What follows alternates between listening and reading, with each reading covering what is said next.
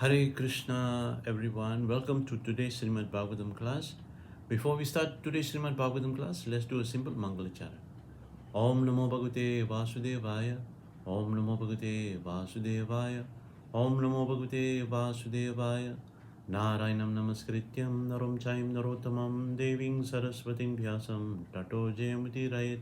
Before reciting Srimad Bhagavatam, which is the only means of conquest over illusion and ignorance, let us offer our respectful obeisances to the Supreme Personality, Lord Narayana, onto Narayana Rishi, the supermost human being, onto Mother Saraswati, the goddess of learning, and onto Srila Vyasadeva, the author of Srimad Bhagavatam.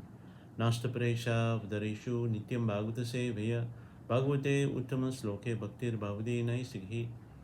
By regularly attending Srimad Bhagavatam class and by rendering service to the lotus feet of pure devotees, all that is troublesome to the heart is almost completely vanquished, and loving devotional service onto the lotus feet of Sri Krishna, the Supreme Personality of all Godhead, who is praised by transcendental song and choice poetry, is established in one's heart as an irrevocable fact.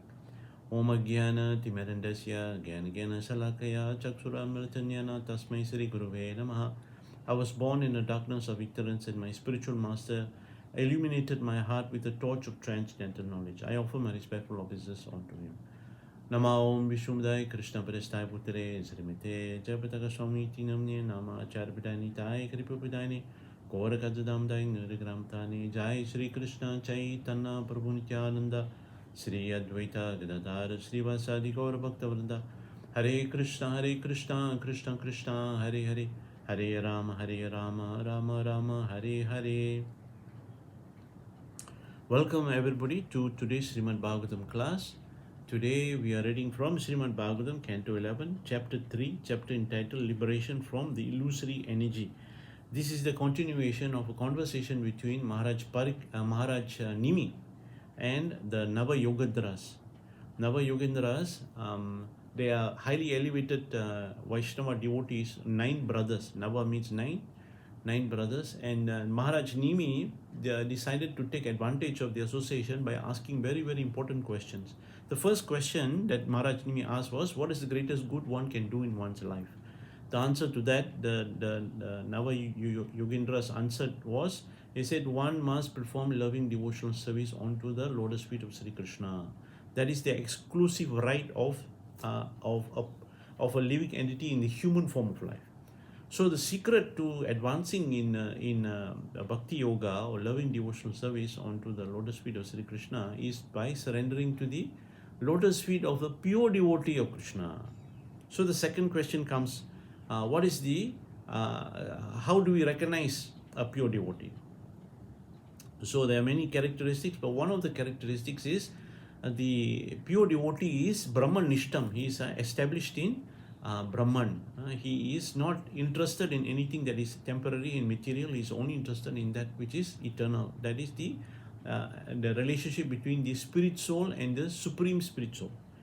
And then the third question comes along is that since one of the other characteristics of a pure devotee is that the pure devotee sees this material world, which is the external energy of the Supreme Lord, and this energy reminds him of Krishna. Everything reminds him of Krishna. That is a pure devotee. So the third question comes is, what is this external energy of the Supreme Lord? It is technically called Maya.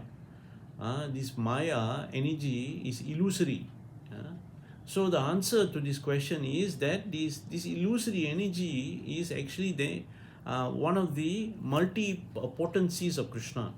Krishna has many potencies. One of it is this external energy, and the purpose behind this external energy is there's only two reasons. That is to give facility for the living entity to fulfill their desire for sense gratification, and by its natural way, the living entity will come to the conclusion that their true self-interest is not in gratifying their senses, but to surrender to the lotus feet of Sri Krishna. And that starts their journey back home, back to Godhead, liberation. That is number 3. Number 4, the question number 4 is, how do we overcome this illusory energy of the Supreme Lord? How do we overcome it? The answer here is again to perform living devotional service to the lotus feet of Sri Krishna. So this brings us to today's question. It's the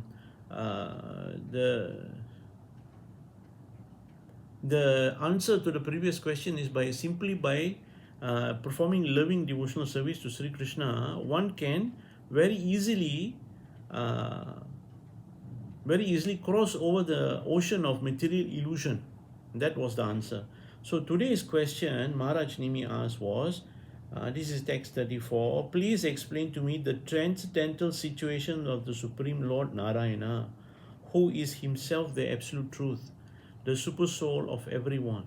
You can explain this to me because you are all most expert in transcendental knowledge. So this is a very important question. This is a very important question simply because the object of Bhakti Yoga, the object of loving devotional service is the Supreme Personality of Godhead. Here, Maharaj Nimi is mentioning Lord Narayana. So, in Srimad Bhagavatam, it is explained that the absolute truth is explained in three phases. Brahmeti, Paramatmeti, Bhagavan iti sapyate. The absolute truth comes in three forms. One is Brahman, the second is Paramatma, and the topmost is Bhagavan.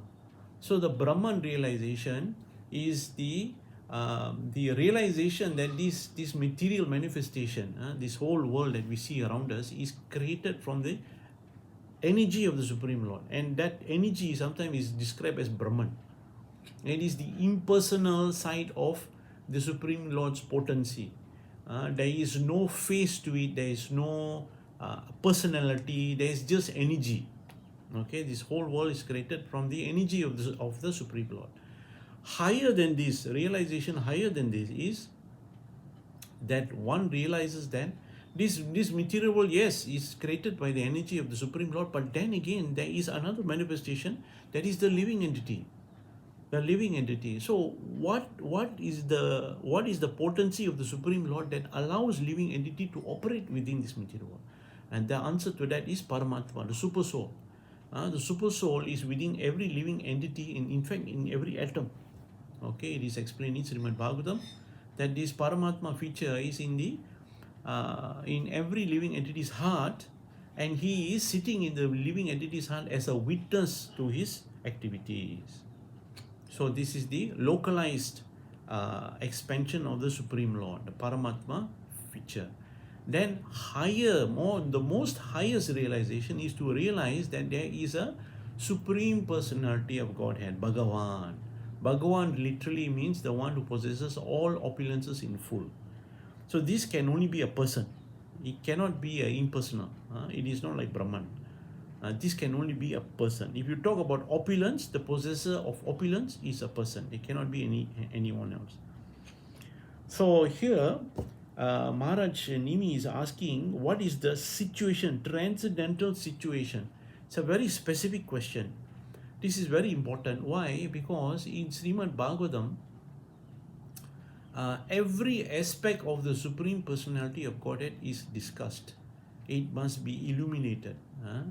It asks questions like, is the Supreme Personality of Godhead a person, or is he impersonal? If he is a person, is he just like all of us? We are under the molds of material nature. Is he affected by the molds of material nature, or is he above it? Okay, the Supreme Lord, apparently he comes and performs activities, his leelas, like Krishna leela and Rama leela, Narasimha leela, and all these many other pastimes. All these activities that he performs, where he kills, he kills demons. What happened to these demons? Do they get liberation, or do they end up just like us? We also rotating in this material world. What actually goes on?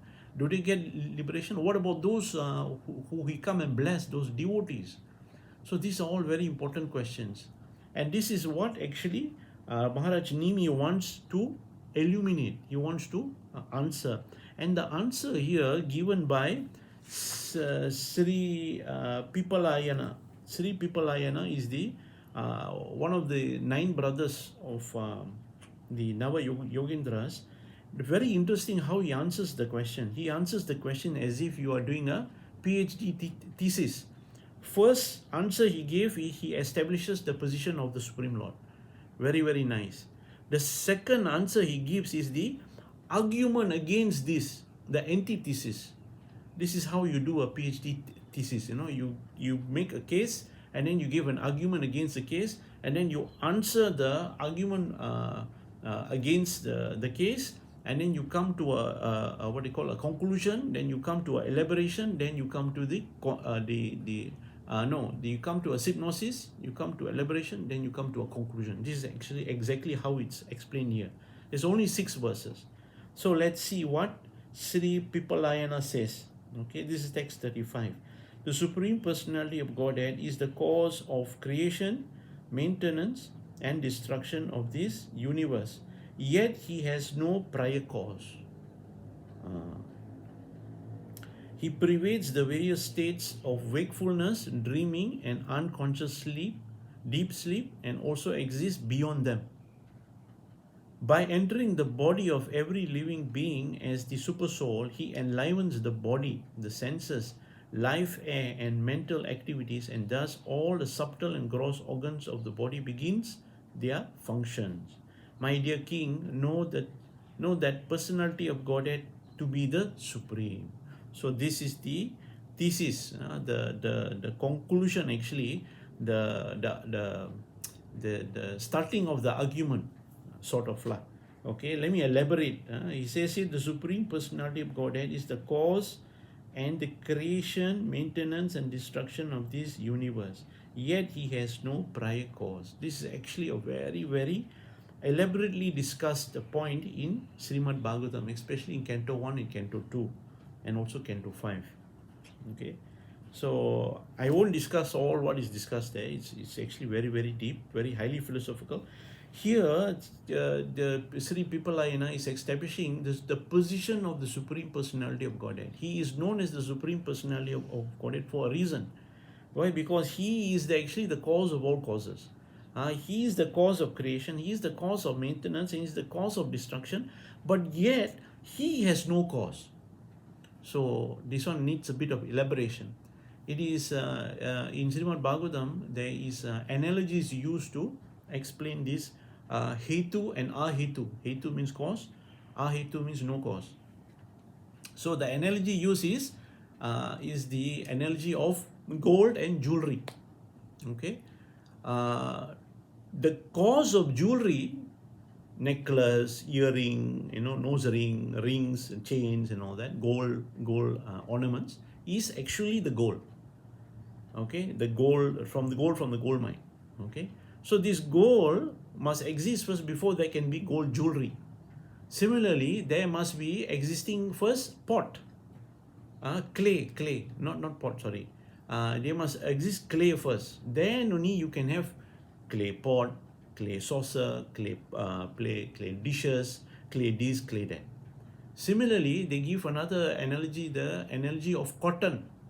Cotton, you must have cotton first. You must have the raw material of cotton first. Then only you can have dhoti, jappa, sari, and scarf, and silk, and so on and so forth. So it is explained here that if you know gold, like a goldsmith, then you know all the products that can be created from gold, like jewelry, like a necklace, and earrings, and chains, and rings, and crown, and stuff like that. If you are a goldsmith and you work with gold, you will know all the products of gold, like jewelry and stuff like that. Similarly, pot also is the same. If you are a potter, you know about clay. You know all the products that is produced from clay. Similarly, if you know cotton, then you know about all the process of making all kinds of cloth, sari, dhoti, scarves, and this and that. So this is the relationship between the source and the products of the source. So this is one point. The other point that also you have to understand that because there is a product produced from the source, let's say the gold, you have the raw gold. What is produced here is the jewelry. The jewelry is the evidence that there is gold mined. You look at jewelry, you know, oh, this one came from a gold mine. There is such a thing as a gold mine. Similarly, if you look at a clay pot or clay dish, you know, oh, there is such a thing called clay. Then if you look at, dhoti, jappa, sari and all that, you know, oh, there is such a thing called cotton. Okay. So one aspect is, you know, there is cause and effect. Then the second is, you know, that there is evidence. If you haven't seen a gold mine, you just have to look at the jewelry, you know, oh, there's a gold mine. So now the third question might be asked is, if I know there is a gold, if I know there is clay, if I know there is cotton, okay, who is the cause of the gold? Who is the cause of the clay? Who is the cause of the cotton? That is the question. Similarly, this is an analogy to explain this material world. This material world has a lot of varieties of things. There's wood, there's fire, there's water, there's this, there's that, earth, wind, fire, everything. But who's the cause behind it? That is the question. So this is the argument is given here. But the creator, the source from which all these things appear, that personality, he has no cause. So how to understand this? We have no reference point here on earth, because everything is material. Everything material has a cause. There is a source. But here is explained that the Supreme Personality of Godhead, he has no cause. He is causeless. Okay? So this is his mystic potency. All right? We have difficulty understanding this. This is one very important point. This point will be answered in the following verse. He pervades the various states of wakefulness, dreaming, unconscious, deep sleep, and also exists beyond them. So this is referring to the Purusha avatars. You know, the Purusha avatars are the Garbhodakashayi Vishnu and Shirodakashayi Vishnu. In the creation of universe, these universe are created from Karanadakashayi Vishnu, which is an expansion of the Supreme Personality of Godhead, and is popularly known as Mahavishnu. When he exhaled, universes are created. And when universes are created, what happens is this Mahavishnu expands himself into two other Vishnus, into each and every universe. That is Garbhodakashayi Vishnu and Shirodakashayi Vishnu. So these two Vishnus, they preside in each universe as the Garbhodakashayi Vishnu is the Vishnu from which the lotus flower appears and Lord Brahma is born. And also this is the Garbhodakashayi Garbham, because Garbham is referring to his abdomen. When there is a dissolution, all the living entities in that universe will enter into his abdomen and they will sleep. Yoga Nidra. The living entities will sleep. So when creation starts again, then this living entity will come out from his Garbham, and they will take forms as man, woman, bird, beast, cat, dog, trees, like that. Devas, Asuras. So the second Vishnu is known as Shirodakashayi Vishnu. Shiro here means that he is the Vishnu that lives in the planet where there's an ocean of milk. Shira means milk. So this Vishnu, Shirodakashayi Vishnu, is the one that is in every person's heart as Paramatma, as the super soul. So this super soul is a witness to all our activities, whether it's wakefulness, dreaming, and unconscious deep sleep.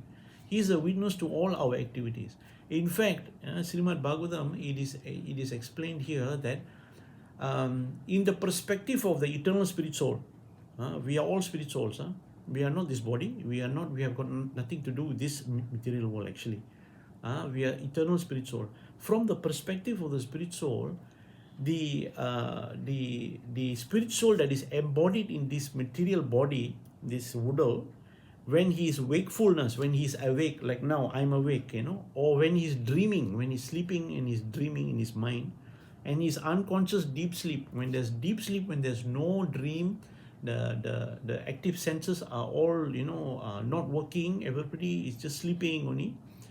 Even in this state, from the perspective of the eternal spirit soul, this is actually all a dream. This is all a dream. From the perspective of the eternal spirit soul, when the spirit soul gets liberation and goes back home, back to Godhead, his experience in this material world is like a nightmare. It is a horrible experience. Why? Because there is no joy and happiness here in this material world. Everything is constantly changing. Everything is temporary. Everything is appearing and disappearing. Everything is created and destroyed. So for eternal spirit soul, that is hell. This is living hell. We do not know. And he goes on further by explaining that by entering the body of the living entity as the super soul, he enlivens the body's senses, life, air, and mental activities, and thus all the subtle and gross organs of the body begins their function. So this is the function of the super soul. The super soul, since it sits in the living entity's heart, and the super soul actually gives a remembrance to the living entity of what is the purpose of their appearing here in this material world. Krishna says in Bhagavad Gita, chapter 15, text 15, Sarvas Chang Hirdi Sanavista Matta Smriti Jnanam Apohanam Cha. Krishna says that I am seated in everyone's hearts, and from me comes remembrance, knowledge, and forgetfulness. This is in chapter 15, text 15 in Bhagavad Gita. So here, the super soul sitting in everyone's heart, he actually is the cause of the living entity's body functioning. The body functions because of the presence of the super soul. So the question might be asked, hey, what happened when somebody is in a coma? That person is not dead. The person is in a coma, he's not dead, he's just lying there. What is going on then? This is the this is one effect of bad karma. It is like the effect of this karma is the Supreme Personality of Godhead. He wants to punish this living entity for some sin, don't know what sin, by removing the functions of the body. The living entity is still in the body, but the soul cannot do anything with the body. Everything is okay. The eyes are okay, nose okay, mouth okay, ear okay, mind okay, everything, heart okay, everything, liver, everything is functioning. But the living entity cannot utilize it to move anything. Why? Because that ability has been pulled by the Supreme, by Paramatma, the Super Soul. And you have to understand, beyond all of this, the Supreme Personality is the Supreme Personality of Godhead is the Supreme. Here, the principle of the first evocation prayer in Sri Isupanisad, Om Puranat Adam Puranat Idam Puranat Puranat Udachate Purana Asya Purana Adaya Purana Eva Vashishyate. This verse is very, very, very famous verse. This verse says that the Supreme Personality of Godhead is perfect and complete. All animations that come from the Supreme Personality of Godhead is also perfect and complete. Even though so many things come from the Supreme Personality of Godhead and its animation, the Supreme Personality of Godhead is always in complete balance. So what does that mean? For the Supreme Lord, 1 minus 1 equals 1. 1 minus 1 equals 1. Meaning what? No. Meaning is, the analogy can be given here that the sun is illuminating a lot of energy, a lot of sunlight. Okay? And people might mistakenly think, hey, one day the sun is like a battery, you see. The sun will run out of energy and it will die. But actually no. The sun will never run out of energy. Why? Because the sun is an expansion of the Supreme Personality of Godhead. In fact, in Srimad Bhagavatam, it says, is the Supreme Personality's eyes. His eyes, he sees everything. The sun sees everything. There's nothing the sun don't see. The light goes everywhere. Even in a dark place, the Supreme Lord through his eyes can see. So this is the argument that Sri Pipalayana makes. Okay, let's move on to the next verse. This text 36. Neither the mind nor the faculty of speech, sight, intelligence, and life, air, and any of the senses are capable of penetrating that supreme truth any more than a small spark can affect the original fire from which they are generated. Not even the authoritative language of the Vedas can perfectly describe the supreme truth, since the Vedas themselves disclaim the possibility that the truth can be expressed by word. But through indirect reference, the Vedic sound does serve as evidence of the supreme truth, since without the existence of the supreme truth, the various restrictions found in the Vedas would have no ultimate purpose. So this is exactly like a PhD thesis, So let me just explain. In a nutshell, what he's saying here is that um, we as living entity are expansion of the Supreme Lord. The Supreme is great, we are small.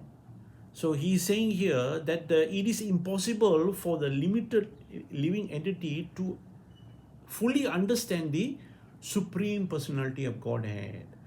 The Supreme Personality of Godhead is supremely intelligent. We living entity are also intelligent. We have small intelligence. We don't have big intelligence like the Supreme Personality of Godhead. We have small intelligence.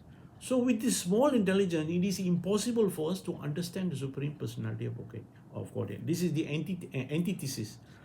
Before that, we heard the position of Lord Narayana, the Supreme Personality of Godhead. This is an argument against that. We cannot understand him. We cannot understand him. In fact, it goes on to explain that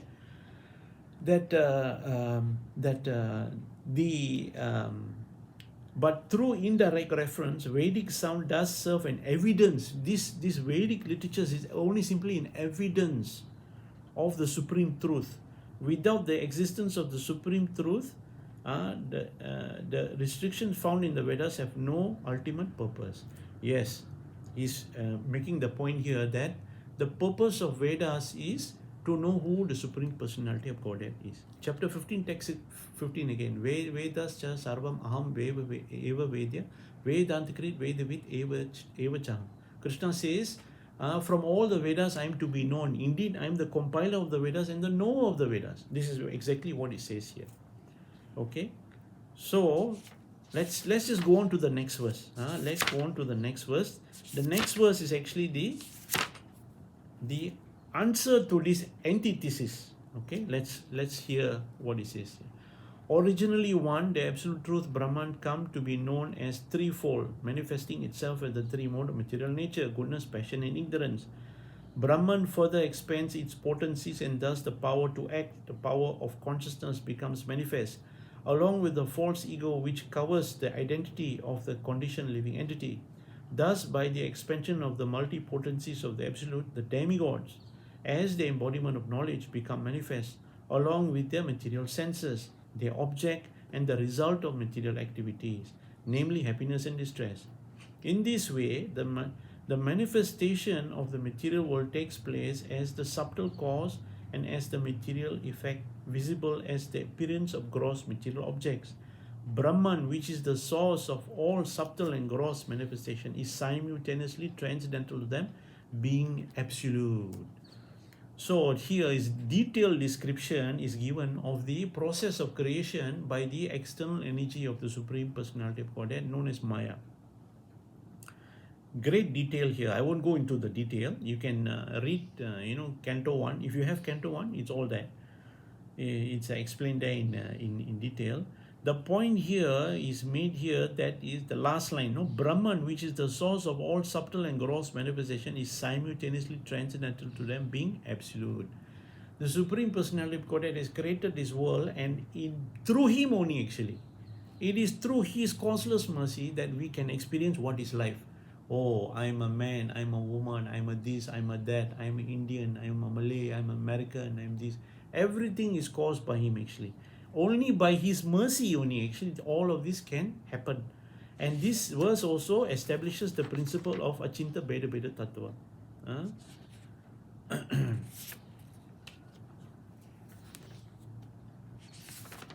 This, by the way, what I'm giving you here is only the conclusion. Okay, I'm giving you the conclusion because the purports are extremely long and extremely philosophical. It seems here it is discussing all the points not discussed from Canto 1 to Canto 10. all the points that is discussed there is not is which is not discussed there is discussed here. So it's very, very deep. Okay. Text 38. Brahman, the eternal soul, was never born and will never die, nor does it grow or decay. That spiritual soul is actually the knower of the youth, middle age, and death of the material body. Thus, the soul can be understood to be pure consciousness existing everywhere at all times and never be destroyed. Just as life air within the body, although one, become manifest as many in contact with various material senses, the one soul appears to assume various material designation in contact with material body. So here, Pipalayana is making the point that actually it is the Supreme Personality of Godhead only. He is the cause of our existence here. It is. I give you an analogy, okay? Imagine our Malaysian government, they spend money, lots and lots of money to create a road system throughout the whole country. A road system with tarred road, with bridges, with flyovers, with traffic lights. Then they come up with rules of how to use this road system. Okay, so long as you follow the rules of using our road system in the whole country, you can travel and you can enjoy yourself. It is free of charge. Okay, so long as you follow the rules. The road, the light is green, you go. The right is red, you stop. And then you drive from the left side of the road. You don't drive at the right side of the road, like that kind of thing. You follow the rules. So long as you follow the rules, everything is nice, everything is wonderful. The moment you break the rule, the moment you don't follow these rules, then the police will come and catch you, or worse still, you'll get into an accident and you'll end up in a hospital. So similarly, this whole material world is just like this. It's a system created by the Supreme Lord so the living entity can enjoy themselves.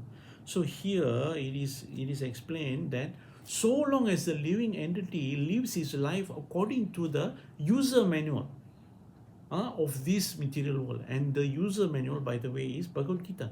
Krishna himself gives instruction. You should do this, you should do that, you must do this, you must follow this, you shouldn't do this, you shouldn't do that. And Krishna had explained it in such a wonderful way that you become like a lawyer. You know the principles that govern this universe.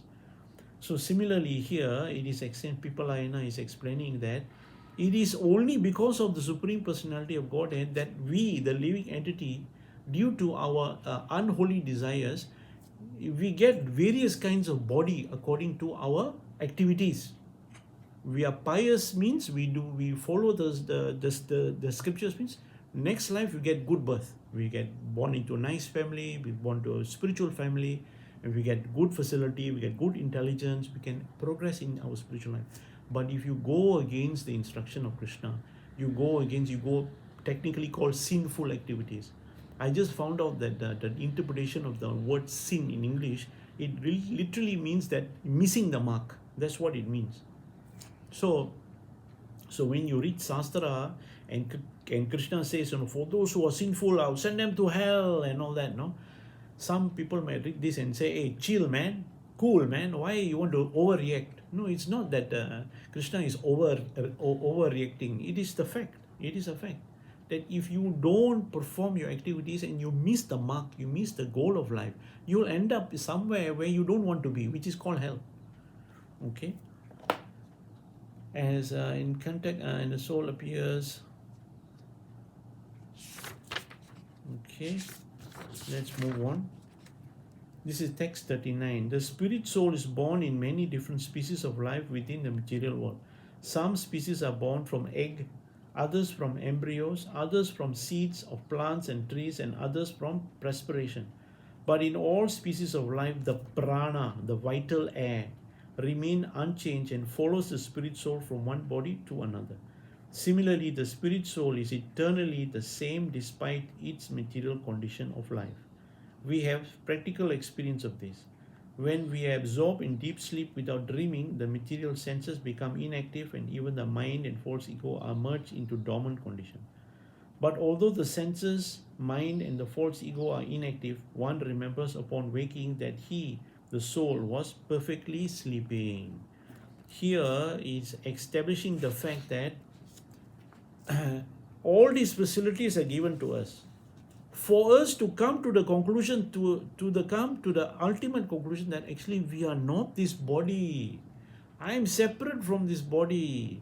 And the example given here is that when we are sleeping, all our senses, especially when we are in deep sleep, we are not dreaming, the senses are not functioning, everything, we are in deep sleep.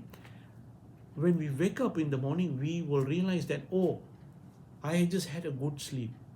Meaning what? You are not sleep. You are separate from the sleep. You are separate from the body. You are eternal spirit soul. Therefore, today we will read today's verse. This is the last verse, text 40. I'll read the Sanskrit.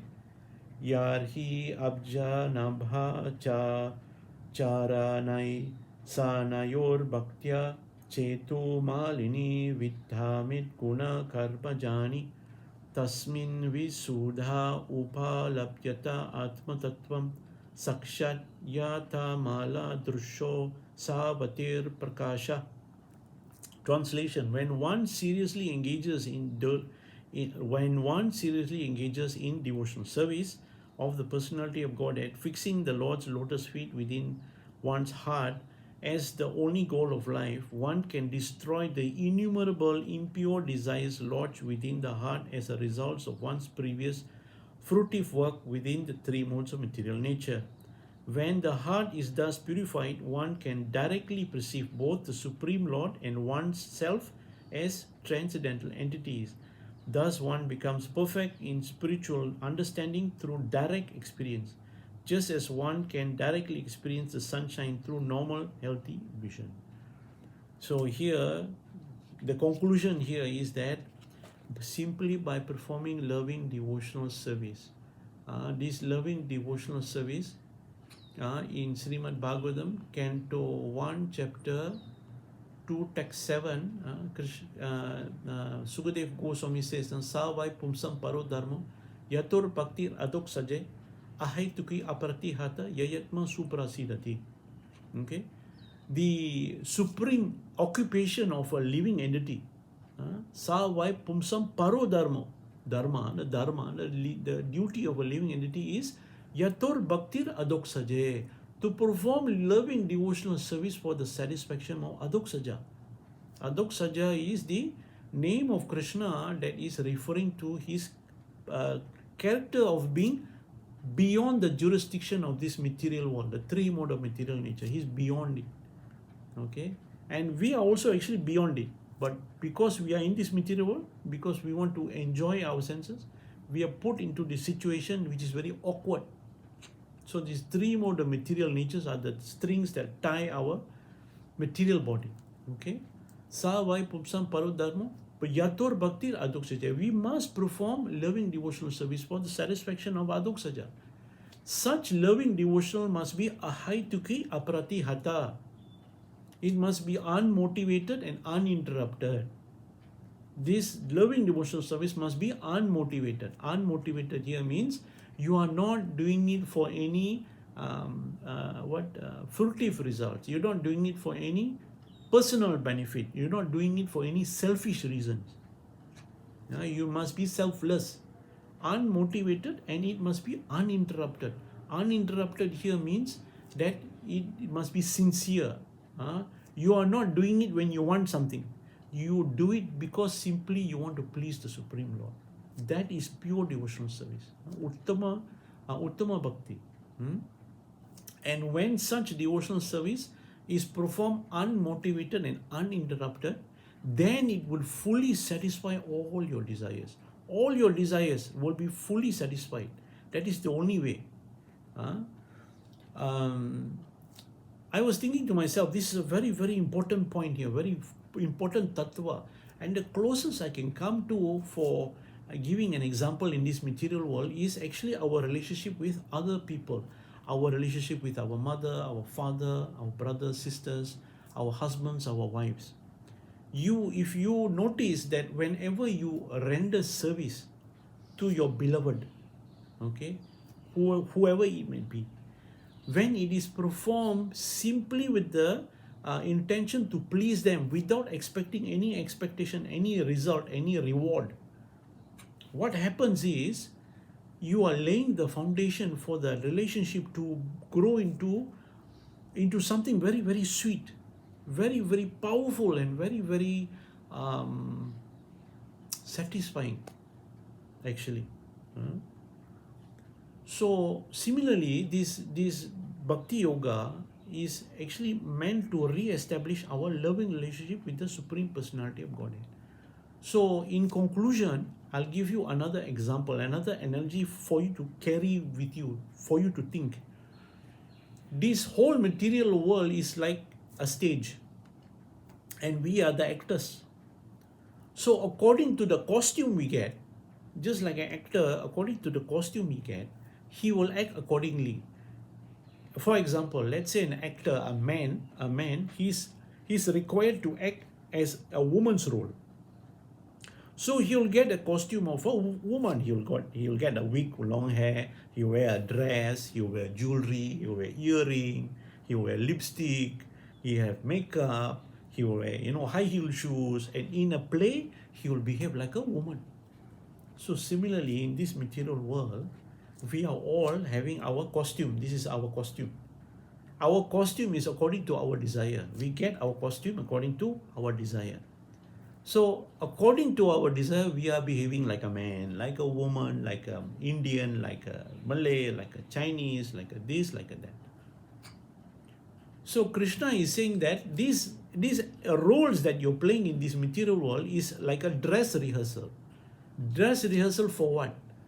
Dress rehearsal for you when you realize that your real relationship is actually not with this material body, but with the creator of this material world, with this material creator of your material body. That creator is eternal. You are eternal. You are not your costume. Your costume is temporary, just like a play is temporary. It has a beginning and has an end. Similarly, your body that you have with you is temporary. You are not your body. And you are not everything that is related to your body, like your thoughts, your stress, your anxieties, your depression. You are not that. You are much, much, much more bigger than that. You are much, much more greater than that. You are eternal spirit soul. You are part and parcel of the Supreme Personality of Godhead. So this whole line of questioning by Maharaj Nimi is to answer the question that Krishna says in Bhagavad Gita chapters 15 text 7. He says Mayam Vamsu Jiva Loke Jiva Buddha Sanatana. Okay, all living entity are my fragmental part and parcel. So that means that we living entities, we are eternally associated with the Supreme Personality of Godhead. We are part of Him. We are not separate from Him. We are part of Him. So Maharaj Nimi is asking here about Lord Narayana, the situation of transcendental position of Lord Narayana, because that is also the situation of the living entity who are part and parcel of the Supreme Personality of Godhead. We are in the same position of the Supreme Lord. Only difference here is the Supreme Lord is the master, we are the eternal servant. And we fulfill all our desires simply by being a servant of the Supreme Lord. So in other words, our existence here in this material world is our opportunity to practice to become our eternal self. And that eternal self is to render loving devotional service to the Supreme Personality of Godhead and all His expansion, meaning what? All His living entity. That means I see you as an intimate associate of the Supreme Lord. Therefore, I should serve you. And guess what? All the great saintly personalities from all traditions, all of them, they all say the same thing. They said, we don't identify ourselves with any sectarian religion. We only see ourselves as the servant of humanity. We serve the whole of humanity. Why? Because we see that humanity, all living entities, are eternally related to the Supreme Personality of Godhead. And to please the Supreme Personality of Godhead, I must serve His expansion, that is the living entity. Just like how a intelligent person, he will try to please the children of a very, very powerful and very influential man. Because the most precious thing to a very powerful man is his children. So if you please the children will say good things to their father about you, and therefore you become in good favor with that very powerful man. Similarly, we should serve humanity, we should serve everyone. Service here means that we should fulfill the need when it is required. Ultimate need is to realize, to bring the living entity to the position of realizing that actually they are not the material body, but they are eternal spirit soul, and their real welfare is to reconnect with this, with their supreme father. That is the goal of this line of questioning. Hare Krishna, I shall end here. Please, if you have any questions, please ask in the comment section. Thank you very much. Hare Krishna.